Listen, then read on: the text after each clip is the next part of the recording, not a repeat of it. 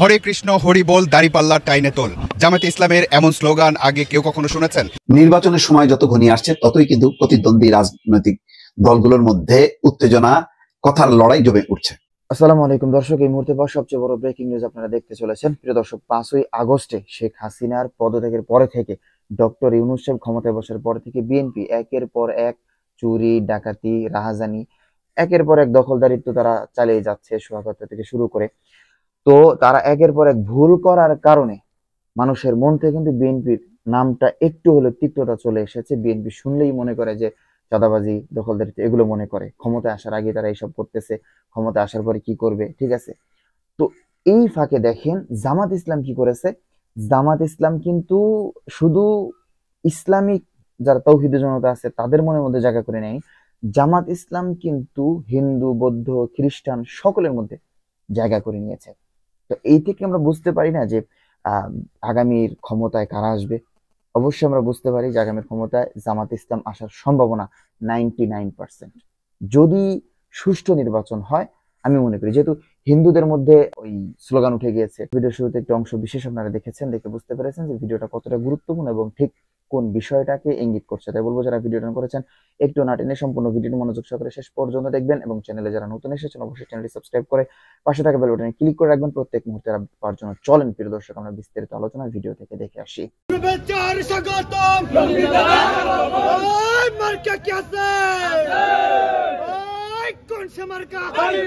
হরে কৃষ্ণ হরি বল দাড়িপাল্লা টাইনে তোল।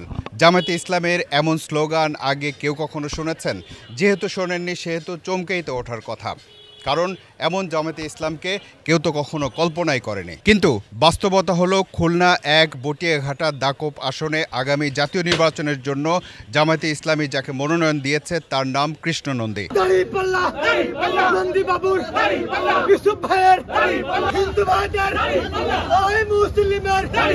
আপনি জামায়াতে ইসলামের কোন পর্যায়ের সদস্য? আমি জামায়াতে ইসলাম ডুমুরিয়া উপজেলা সনাতন শাখার সভাপতি। আপনারা যার কথা শুনলেন তার নাম কৃষ্ণ নন্দী। খুলনা 1 আসনে আগামী জাতীয় নির্বাচনের জন্য জামায়াতে ইসলামী তাকে মনোনয়ন দিয়েছে। চমকে ওঠার মতো খবর বটে, কারণ জামায়াতে ইসলামীকে তো এই দেশের মানুষ ইসলাম ধর্মভিত্তিক একটি রাজনৈতিক দল হিসেবেই চেনে। সেখানে এমন মনোনয়ন একটা নতুন ইতিহাস তৈরি করলো, সেটা বলাই যায়। আমি এই জামাতের সাথে 2003 সাল থেকে জামাতের রাজনীতির সাথে 2003 সাল থেকে 2003 সাল থেকে এইটা একটা সাহসের ব্যাপার না? বাংলাদেশে তো কনসেপচুয়ালি হচ্ছে যে এরকম কেউ চিন্তাই করে না। অবশ্যই অধ্যাপক মিয়া গোলাম পরের হাত ধরে 2003 সালে আমি যোগদান করি, সেই ধরেই আমি জামাত ইসলামে আসি। আর 5ই আগস্টের পরের থেকে, মানে জামাত ইসলাম যখন নিষ্ক্রিয় করে দিয়েছিল আওয়ামী লীগ সরকার, তারপরে 5ই আগস্টের পরের থেকে আমরা এই দল সক্রিয় হই, মানে রাজনীতিতে সরগরম হই। 2003 সালে আপনি যখন জামাতে যোগ দিলেন, এই যোগ দেওয়ার প্রক্রিয়াটা কেমন ছিল? প্রক্রিয়াটা অধ্যাপক মিয়া গোলাম পরের হাত ধরে 1001 টাকা দিয়ে 1000 টাকা দিয়ে তাদের ফর্ম পূরণ করে জামাত ইসলামে যোগদান। জামায়াতে ইসলামী কি তাহলে নিজেদেরকে এক ধর্মভিত্তিক রাজনৈতিক দলের ভাবমূর্তি থেকে বের করে আনছে? কৃষ্ণ নন্দীর কাছে অনেক কিছু জানার আছে আমাদের। বাংলাদেশের মানুষ সবাই জানে জামায়াতে ইসলামী, তো সেই জায়গায় আপনি মানে অন্য ধর্মের হয়ে যেটা মানুষ চিন্তাই করে না, সেই জায়গায় আপনার এটা কিভাবে চিন্তা ভাবনাটা? জামাত ইসলামী কমিউনাল সাম্প্রদায়িক সম্প্রীতি বজায় রেখে এই দলের আদর্শ থেকে যে হিন্দু, মুসলমান, বৌদ্ধ, খ্রিস্টান কোনো ভেদাভেদ নেই, তাই জামাত ইসলামের প্রার্থী করেছে। হিন্দু প্রার্থী আমাকে করেছে, আরো অন্য আসন থেকেও করবে, এখানে আরো মহিলারাও আসবে। জামাত ইসলাম এখন অন্য ভাবে চলছে। এখন জামাতে ইসলামকে আপনি কিভাবে দেখছেন? এখন জামাত ইসলামে দেখছি যে জামাত ইসলাম একটা আদর্শিক দল, নীতি আদর্শ নিয়ে চলে। সেই জন্য জামাত ইসলাম এখন হিন্দু মুসলিম কোনো ভেদাভেদ নেই, সবাই কাঁধে কাঁধ মিলিয়ে কাজ করতে পারবে জামাত ইসলামে, সেই জন্যই জামাত ইসলাম করা। কৃষ্ণ নন্দীর এই মনোনয়নের মাধ্যমে জামায়াতে ইসলামী শুধু তার চিরচেনা চরিত্র থেকে বেরিয়ে আসার আভাসই দিল না, বরং বলা যায় পুরোপুরি বেরিয়ে এলো। কারণ জামায়াতের যে নীতি আদর্শ আর ভাবমূর্তির সাথে এই দেশের মানুষ পরিচিত, এই মনোনয়ন একেবারে তার বিপরীত। আপনি যে বলছেন এখন জামায়াতে ইসলাম অন্যরকম হয়ে গেছে, এই পরিবর্তনটা আপনি কবে থেকে দেখতে পাচ্ছেন? 5ই আগস্টের পরের থেকে জামাত ইসলাম সক্রিয় হয়েছে। কৃষ্ণনন্দী যখন খুলনা 1 আসনে জামায়াতে ইসলামের মনোনয়ন পেলেন, তখন সেটা জেনে সারা দেশের মানুষই চমকে উঠেছে।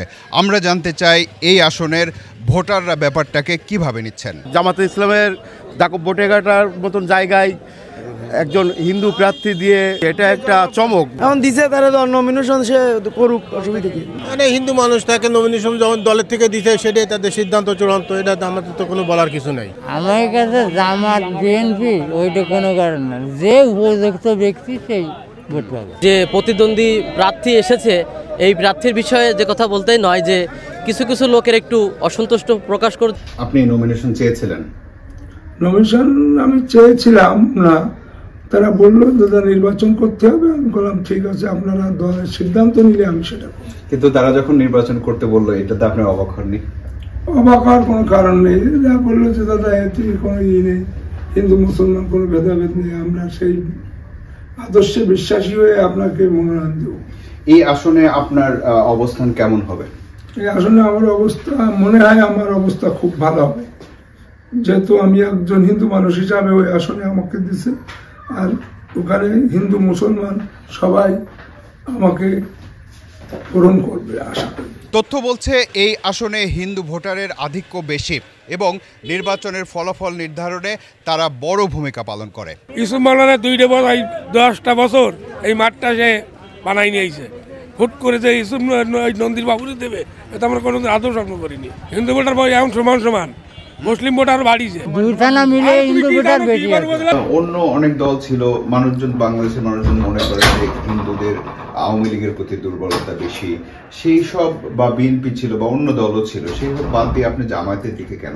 জামাত ইসলাম যেহেতু সঠিক পথে আছে, সত্যের পথে আছে, ন্যায়ের পথে আছে, তাই জামাত ইসলাম করে। জামাত ইসলাম চাঁদাবাজি করে না, সন্ত্রাসী করে না, দুর্নীতি করে না, তাই জামাত ইসলাম। হিন্দু কমিউনিটি আপনাকে কিভাবে, এইটা তারা কি আনন্দিত না শকড হয়েছে?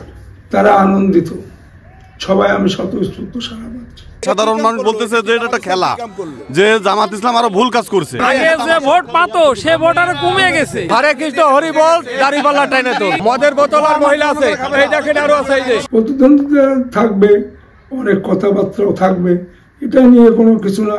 প্রতিদ্বন্দ্বীরা মাঠে খেলা হবে, সেই খেলা থেকেও মনে হয় আমি বিজয়ী চলে আসতে। কৃষ্ণনন্দীর এই মনোনয়ন জামায়াতে ইসলামের শুধু এক ধর্মভিত্তিক রাজনৈতিক দলের ভাবমূর্তি থেকে নিজেদেরকে বের করে আনার বড় পদক্ষেপই নয়, এর পাশাপাশি যে আসন থেকে তাকে মনোনয়ন দেওয়া হয়েছে সেখানে ভোটের রাজনীতির একটা বড় হিসাব নিকাশও আছে।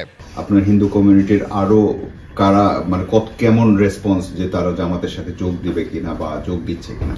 হ্যাঁ, জামাতের সাথে যোগ দিচ্ছে তো হিন্দুরা, যোগ দিচ্ছে। কৃষ্ণনন্দীকে মনোনয়ন দেওয়ার মাধ্যমে জামায়াতে ইসলামী তাদের এক চালে অনেকগুলো কৌশল প্রয়োগ করেছে বলে মনে করছেন স্থানীয়রা।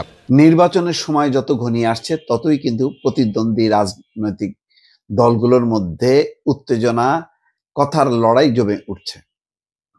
যেমন তারেক রহমান একেবারে সুনির্দিষ্টভাবে জামাতকে উদ্দেশ্য করে কয়েকটা কথা বলেছেন এবং বলেছেন যে দেশের মানুষ 1971 সালে তাদের দেখেছে। কিভাবে দেখেছে? যে তারা ক্ষমতার স্বার্থে লক্ষ লক্ষ মানুষকে হত্যা করেছে।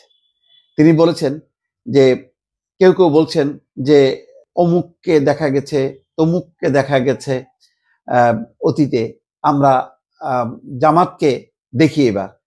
তো ওই যে অমুককে দেখুন, যে কথাটা বলা হচ্ছে, তো অমুককে মানে অর্থাৎ জামাত ইসলামীকে তো মানুষ 1971 সালেই তাদের চেহারা দেখেছে।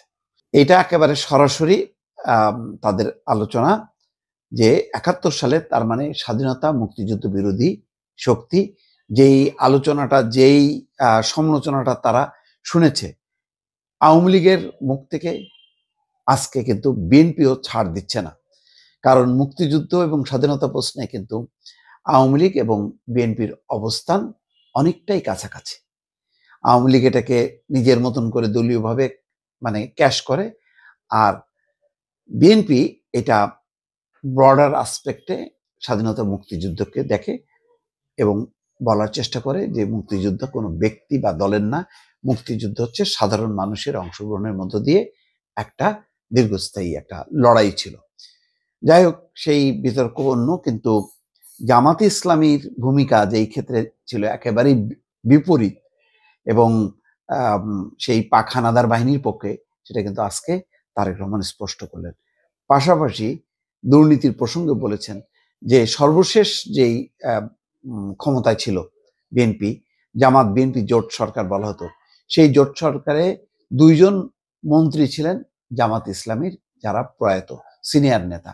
তিনি তাদের সমালোচনা করেননি, কিন্তু বলেছেন যে বিএনপি দুর্নীতির বিরুদ্ধে এবং দুর্নীতিমুক্ত সরকার ছিল বলেই জামাতের এই সিনিয়র 2 জন নেতা সরকারে ছিল এবং ওই সরকারের শেষ দিন পর্যন্ত ছিল। তাহলে আজকে বিএনপিকে তারা কেন দুর্নীতিবাজ বলে, এটা হলো তার প্রশ্ন। বোঝাই যাচ্ছে যে রাজনীতিতে কথার লড়াই জমে উঠেছে। জামাত যেমন তার জোট নিয়ে তাদের অন্যান্য নেতা সহ যেভাবে আক্রমণাত্মক ভাষায় বিএনপিকে সমালোচনা করে, এখন কিন্তু বিএনপিও আর ছাড় দিচ্ছে না এবং ধারণা করা যায় সামনে কিন্তু এই আলোচনাটা আরো জমজমাট হবে স্বাধীনতা মুক্তিযুদ্ধে প্রশ্নে জামাতের ভূমিকা কি ছিল, এই ভূমিকার কারণে দেশের মানুষ কি আগামীতে তাদেরকে ভোট দেবে কি দেবে না, এই আলোচনাটা বিএনপির সামনে আনতে চাইছে এবং আজকে তারেক রহমান সেটা পরিষ্কার করে উল্লেখ করলেন। দর্শক, আজকের ভিডিও পর্যন্ত, দেখা হচ্ছে পরবর্তী কোনো আপডেট নিউজে। সে পর্যন্ত সুস্থ থাকবেন, ভালো থাকবেন, আমার জন্য দোয়া করবেন। আসসালামু আলাইকুম রহমতুল্লাহি ওয়া বারাকাতুহু।